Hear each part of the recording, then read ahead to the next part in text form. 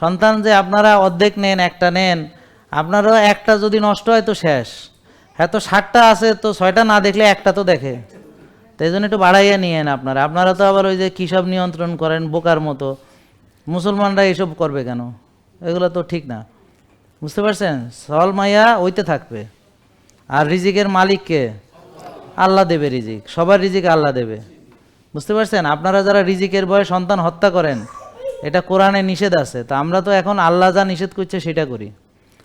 আর এখন তো 60টা বাচ্চা কি একটা নিতে পারে না, সবাই মিলা হাসপাতাল, ডাক্তার, ইন্ডিয়া, আইবিএফ, অমক ফার্টিলিটি, এই সব সেন্টার মিন্টার জামাই তো আছেই, তো এতগুলা লোক মিলে একটা বাচ্চা হয় না। আর আগে তো ওই স্বামী স্ত্রী থাকলে 7-8টা করে হয়েছে কমনলি, আর এখন দুনিয়া সবাই মিলে একটা বানাইতে পারে না।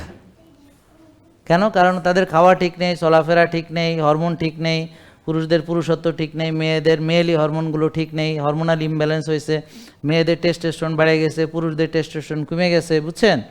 সব উল্টাপাল্টা হয়ে গেছে গা। তো তাহলে দেখেন, ওনার হাঁটতে কষ্ট, চলতে কষ্ট, নামাজ পড়তে কষ্ট, বসতে কষ্ট, উঠতে কষ্ট, মনে কষ্ট, ঠিক আছে? আর ধৈর্য ধরে এখন টিকে আছে, ধৈর্যের কারণে এখনও টিকে আছে। জেকে লাইফস্টাইল, ওষুধ মুক্ত সুস্থ জীবন।